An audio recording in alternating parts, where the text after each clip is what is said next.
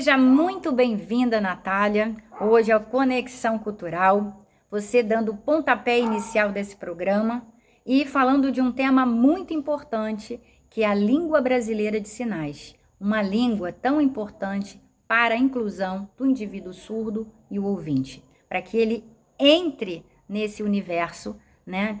E eu gostaria de começar, primeiro dar as boas-vindas e agradecer a sua presença aqui no programa e já começar já com uma pergunta que é crucial. O que é a língua brasileira de sinais? O que ela representa efetivamente para a comunidade surda e essa interlocução numa sociedade de ouvintes? Então, a língua de sinais, ela foi uma vitória, né, para a comunidade surda.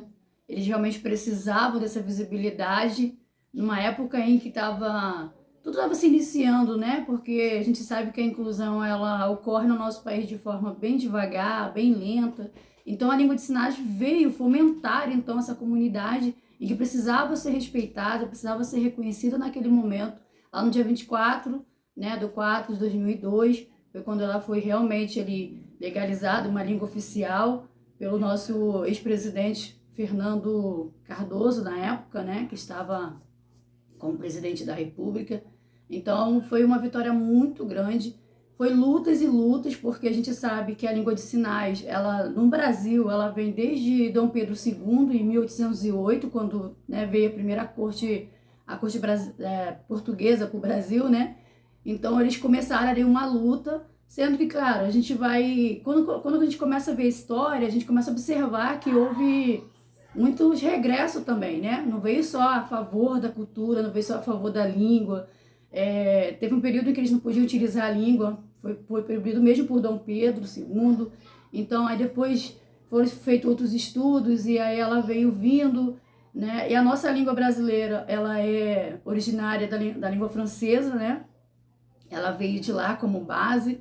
Então, a língua de sinais essa vitória aí para a comunidade, para essa disseminação da cultura, né, da língua de sinais dos surdos.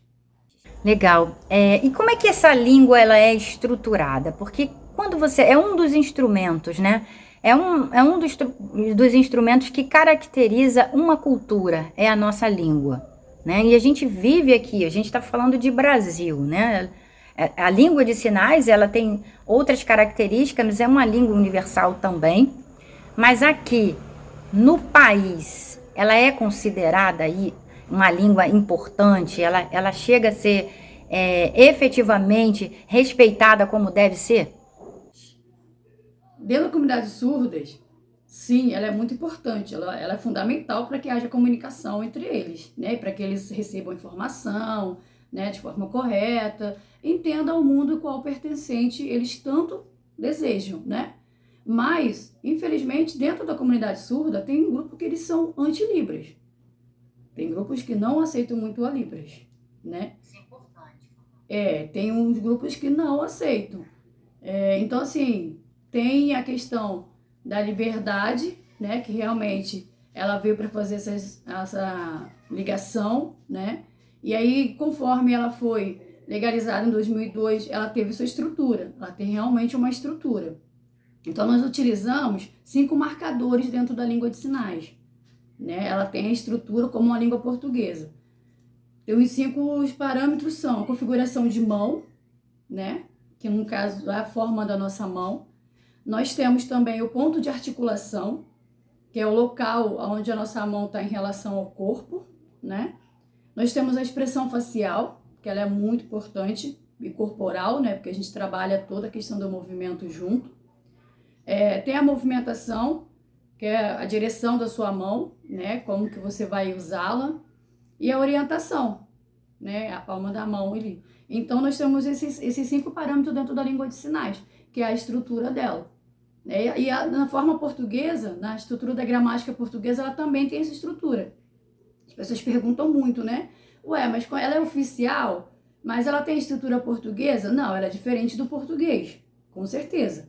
Nós temos, dentro da gramática da Libras, nós temos o quirológico, que é o movimento das mãos. Nós temos o morfológico, né, que é a formação das palavras dentro da estrutura da Libras. Nós temos a sintática, que é a ordem das frases, sendo que é diferente do português, o sentido, né? A gente ali não vai traduzir a Libras com português literal, né? Não existe mais isso. A gente aprende assim, começamos dessa forma, mas durante a caminhada nós observamos que não é assim que ela é. Aí temos a semântica também, que é o significado das palavras dentro, né? Dentro da estrutura da Libras. E temos a pragmática, que é o uso contextual.